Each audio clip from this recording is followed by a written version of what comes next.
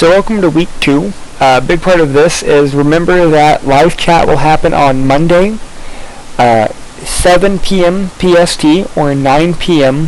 CST. I'm in Pacific Standard Time, so I'm trying to do them around 7 p.m. my time. But just keep that in mind.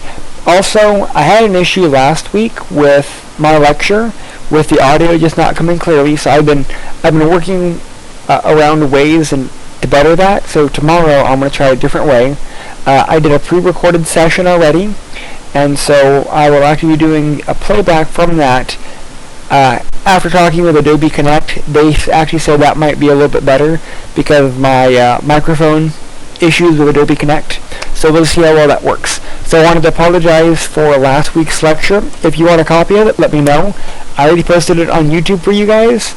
So yeah, next, office hours. Remember, if you guys need help, you have my phone number. All you have to do is contact me. I'm available most times, most days. If you need any clarification, any help, or anything, feel free to say something. Okay, with that, don't forget that because it's week 2, we have our discussions, we have our IPs that are due. The first part of the discussion is due by Wednesday. Keep that in mind. Readings for this week is Chapter 7.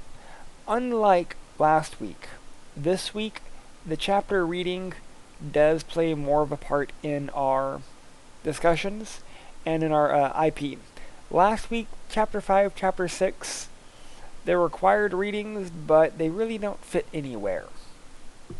Okay, so what is Unit 2 all about?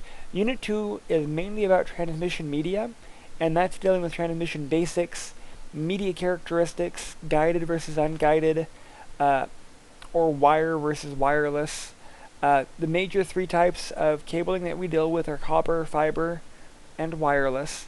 I know when we talk about physical media, people always go, well, why do we have to talk about wireless?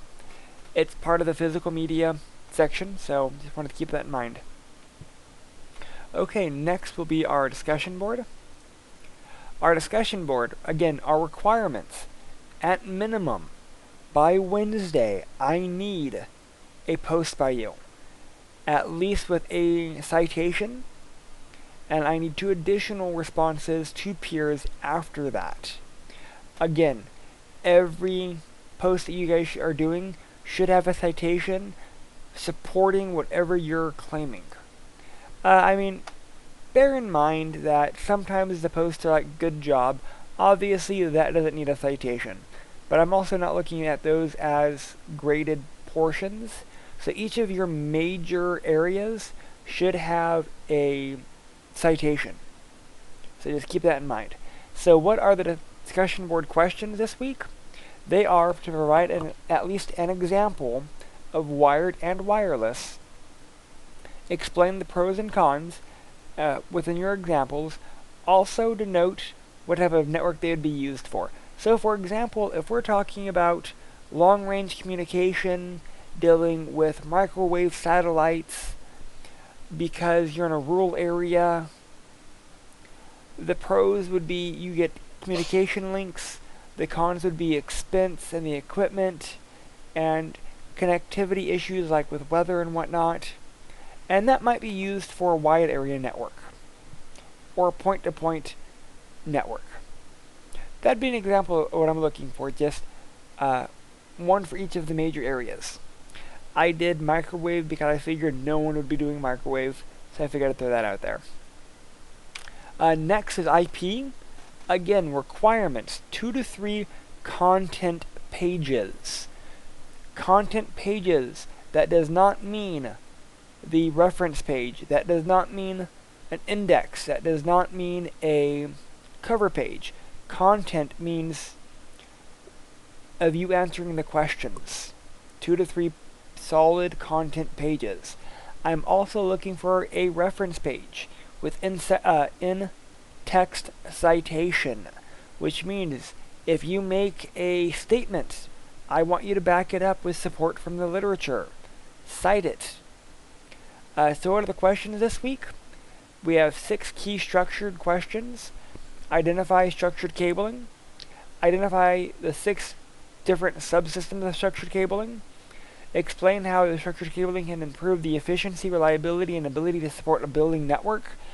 Again, structured cabling, you can take that wire or wireless, guided or unguided, just kind of depending.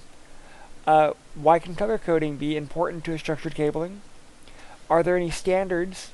Hint, BICSI, BICSI. Are there any standards for structured cabling? Who is the main certifier?